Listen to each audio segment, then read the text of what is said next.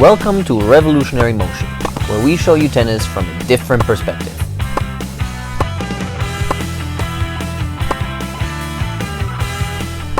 Today we're going to explain to you guys why a simpler service motion equals to a better service motion, and thus also better serves.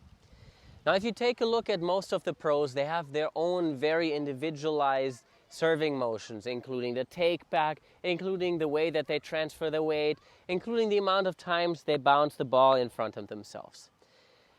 Now, it's very tempting to try to copy one of your favorite pros' serves and try to do it exactly like them. There's one big problem with that though. These long and hard to repeat service motions are, just like I just said, hard to repeat.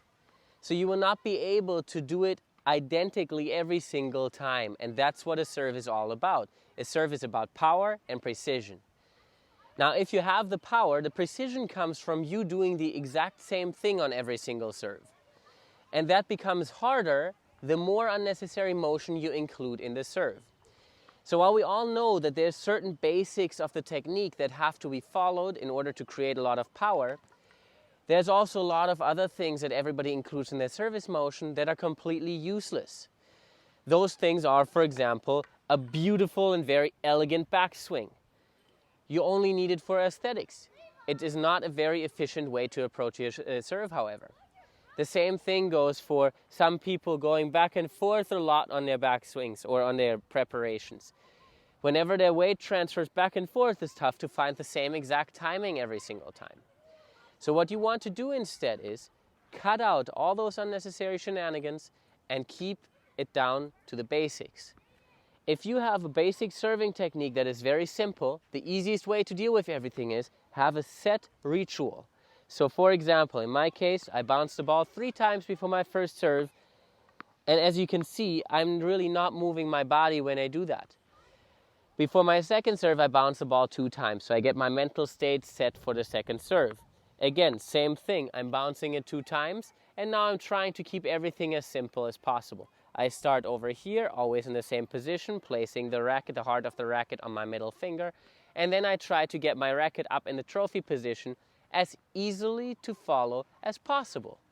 I'm trying to make it as repeatable as possible so there are no small mistakes on my way to finish my take back. That becomes really important if you're looking at repeating your serves over hundreds and thousands of times. Now, one more reason why it is so challenging to copy a professional tennis player's serving technique is they practice serves every single day. They are serving 2, 3, 4, 500 serves every day.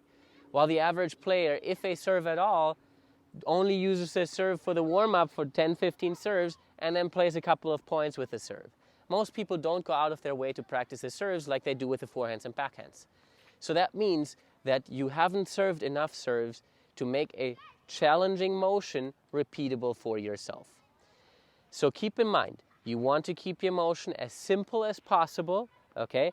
Easy take back up to the trophy position, the easier the better. Try to repeat it every single time the exact same way.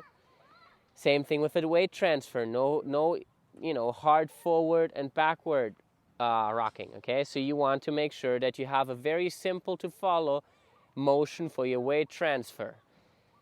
As soon as you can repeat your motion 100% the same every single time, you will see that your serve will become a lot more consistent and a lot more precise. And that is the key to an efficient serve that hits its target on a consistent basis. Hope you enjoyed this video. Please like and subscribe, and we'll see you guys soon.